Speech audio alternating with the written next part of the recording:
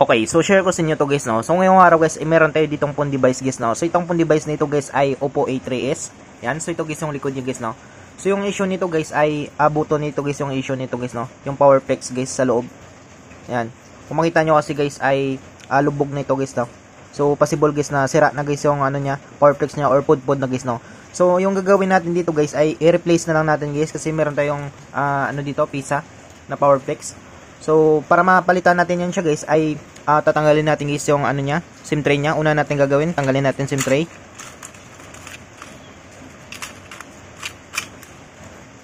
So yun siya guys, no, tanggalin natin guys yung SIM tray niya. Sunod natin guys ay bubuksan natin ito guys, no. Kailangan natin mabuksan ito guys sa loob guys. So para mabuksan natin ito guys, pwede tayo gumamit guys ng pang-opening tools natin or pwede tayo gumamit guys ng kuko natin guys, no. So sa akin guys ay prepare ko guys gumamit guys ng kuko guys. So papakita ko sa inyo guys kung paano natin guys buksan gamit guys ng kuko guys, no.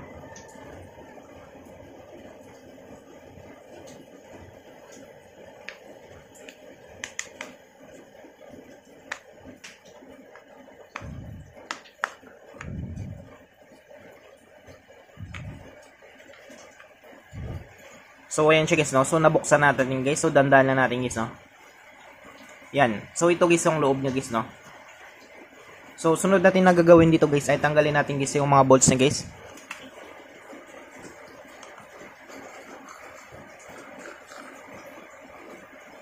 Kung makita nyo kasi guys yung power fixing guys ay putol na guys, no.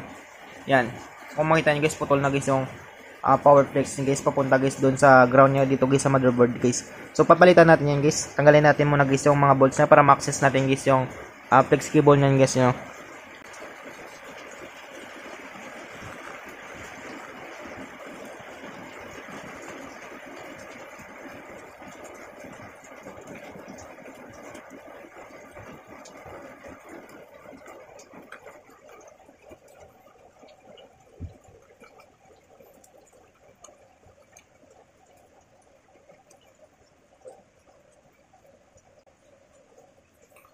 So ayun siya guys, no. So natanggal natin guys lahat guys ng mga bolts niya. Tapos tanggalin natin guys yung cover ng motherboard niya. Yan. Sunod natin guys ay tanggalin natin guys yung FBC connector guys ng battery niya. Or yung flexible printed circuit dito guys sa terminal niya guys, no. Yan. Sunod natin guys ay tanggalin natin guys yung battery niya.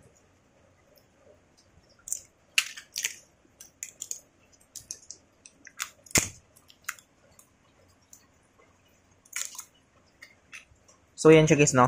So natanggal natin guys yung battery niya. Sunod natin guys ay tanggalin natin guys yung FBC connector ng LCD tsaka yung main niya guys, no.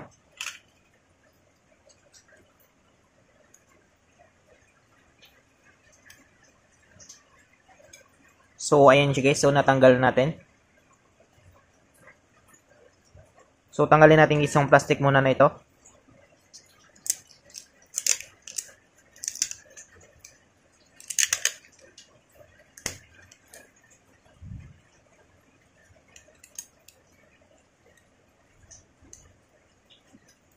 So ayan siya guys, no. So natanggal natin guys. Tapos angat natin guys yung board niya. So bago pala natin guys iangat guys yung board niya guys, tanggalin muna natin guys yung ito guys yung antenna na ito guys. So ingatan nyo to guys, no. Baka maputol guys, mawalan kayo guys ng signal guys yung phone device nyo guys.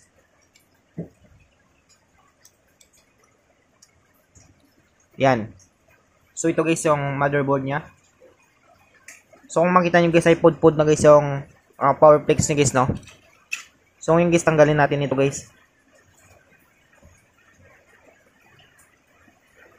So putol na guys yung power flex niya guys, no. Yan. So ito na lang guys yung natira guys sa power flex niya guys. Yan. So tanggalin natin yan. So papalitan natin ngayon guys ng bagong power flex niya guys, no. So tanggalin natin guys sa plastic niya. So pang ano pala ito guys, no, pang Oppo A3s guys, 32G guys. Meron kasi ito guys, no. Dalawang version kasi ito guys yung Oppo A3s nito guys. So make sure nyo guys kapag magbili kayo guys ng pisa niya guys, alaman nyo guys yung version niya guys, no. Kasi kapag mag-ibay kayo guys yung ano niya, hindi magtugma guys ay hindi sila salpak dito guys sa ground niya guys, no. Yan. So ito guys ay saktong-sakto guys yung order ko nito guys, no. Yan, so ito guys yung power flex niya. So bago na yan siya guys. So linisin lang natin ito guys, no.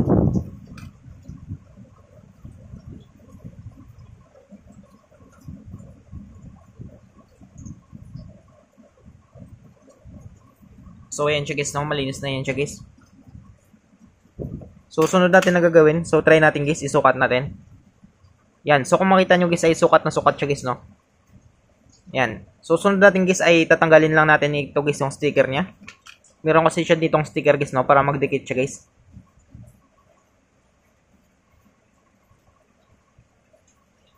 Yan, so tinanggal ko na yan guys. Sunod natin guys dito guys sa buto niya banda. Tanggalin rin natin guys yung sticker niya guys. Yan. So kahit hindi tayo maglagay guys ng pandikit guys, ay meron na siya ditong dikit guys, no. So hindi na natin kailangan guys maglagay guys ng pandikit guys. So una natin dito guys na gagawin guys ay ikabit muna natin ito guys yung unahin natin ito guys yung sa ground na ito guys, no. So sa ground muna tayo.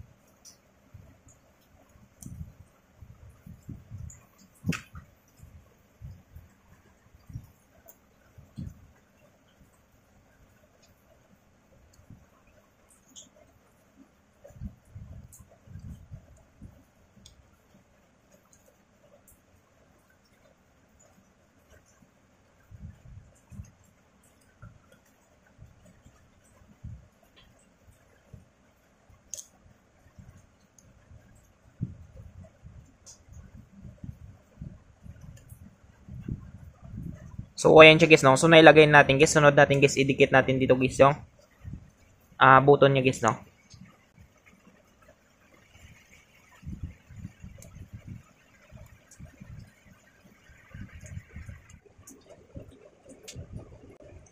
So yan siya guys, no. So na-install natin guys. So try natin guys balik guys yung motherboard niya guys, no. So try natin guys kapag gagana guys.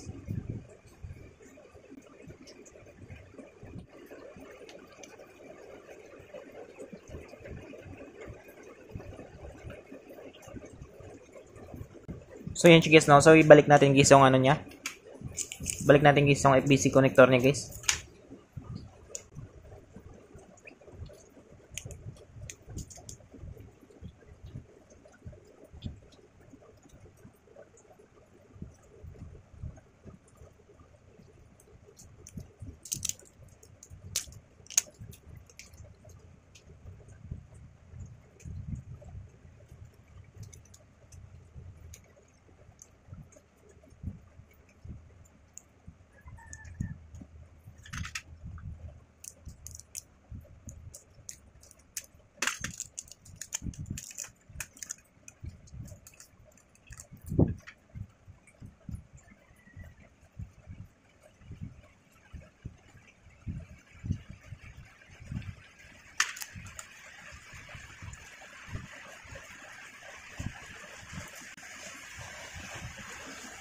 Sunod natin guys, balik natin guys yung battery niya.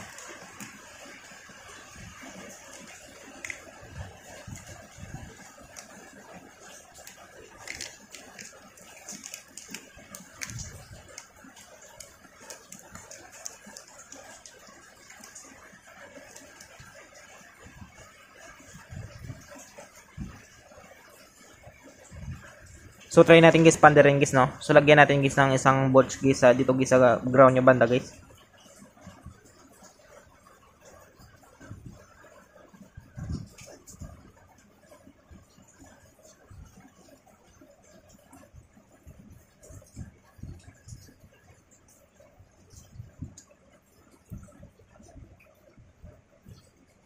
So try natin guys pandarin guys, no.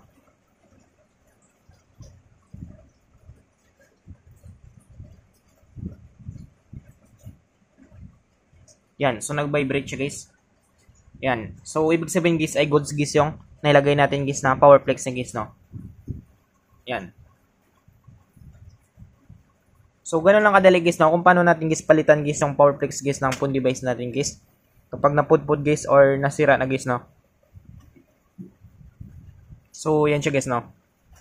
So I hope guys na makatulong sa inyo itong video tutorial natin guys. Sa mga bago pa lang sa ating channel guys, no, Huwag natin guys kalimutan guys i-click yung subscribe at yung notification bell button para ma-update ko kayo guys sa susunod natin guys na video tutorial guys no. Thank you guys and God bless sa lahat.